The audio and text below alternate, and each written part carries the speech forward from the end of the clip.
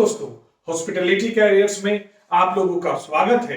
बहुत दिनों से एस्पिरेंट्स के बहुत क्वेरी आ रही थी regarding working of catering assistant कि केटरिंग असिस्टेंट का वर्क आवर क्या होता था। कोई एस्पिरेंट्स बोलते थे कि क्या सर 24 आवर की जॉब होती है केटरिंग असिस्टेंट की। कोई बोलता है कि सर क्या फैमिली के साथ टाइम बिताने के लिए मिलेगा कि नहीं, सर क्या हमें ऑफ मिलेगा कि नहीं। तो मैंने as a catering assistant Navodaya Vidyalaya में 3 इयर्स सर्व किया है इन कार-निकोबार आइलैंड। उस एक्सपीरियंस के बेसिस पे आज मैं आपको बताऊंगा कि मेरा शेड्यूल क्या था इन जेएनबी कार-निकोबार आइलैंड। तो जनरली मैं मॉर्निंग में 8 बजे मेस जाता था। सुबह 8 बजे सुबह जाता था क्योंकि generally breakfast mostly 9 to 9:30 start होता है। तो मैं मॉर्निंग में 8 बजे जाता था to ensure quality and quantity of breakfast. तो मैं वहां पे ब्रेकफास्ट इंश्योर करता था कि बच्चों को क्वालिटी और क्वांटिटी फूड मिले और ज्यादा वेस्टेज ना हो। तो जनरली 8 से 8 साढ़े बजे तक ब्रेकफास्ट हुआ। उसके बाद ब्रेकफास्ट के बाद मैं मेस रिलेटेड डॉक्यूमेंट मेंटेन करता था, जैसे डीसीआर का फुल फॉर्म होता है daily consumption report. Daily consumption report में उसमें मैं रेडी करता था। उसी के अनुसार हमें मालूम चलेगा कि क्या हम अकॉर्डिंग टू बजट मेरा मेस रन हो रहा है कि नहीं।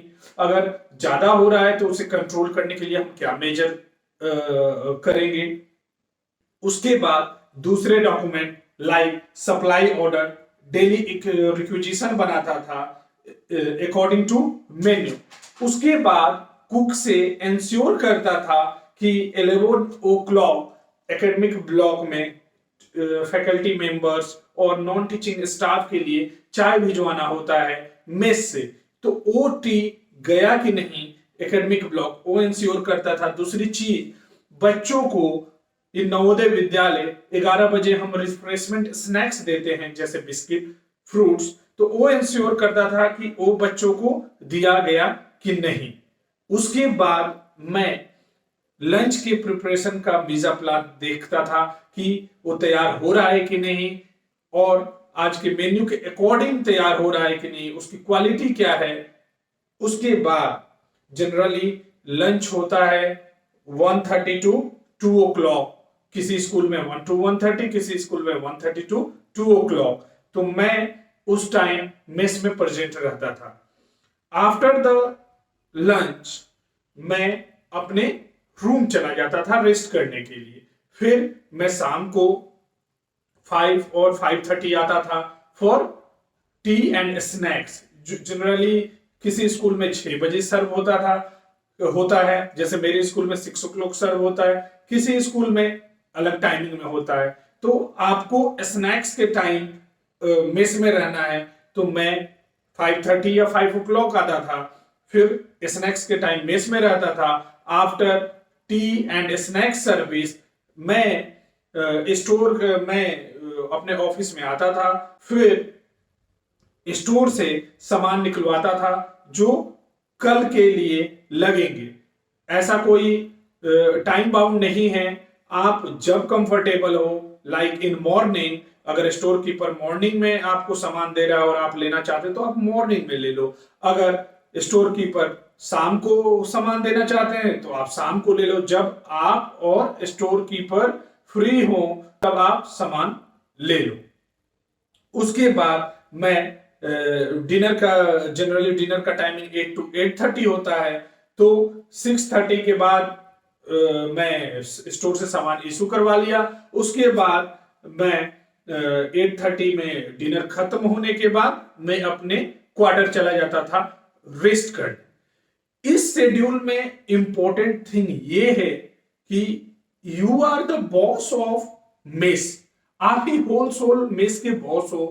तो मैं जो आपकी सबसे पहली जिम्मेदारी होती है कि मेस स्मूथ कैसे चले।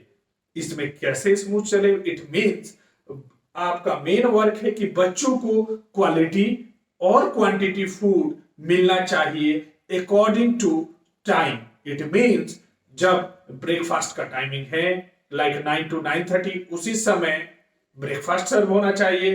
लंच 1 to 1:30, उसी टाइम लंच सर्व होना चाहिए। स्नैक्स 6 to 6:30 और 5:30 to 6, उसी टाइम स्नैक्स सर्व होना चाहिए। डिनर 8 to 8:30, उसी टाइम डिनर सर्व होना चाहिए। उसमें कोई डिले नहीं होना चाहिए और उसमें जनरली शॉर्टेज और फूड वेस्टेज नहीं होना चाहिए।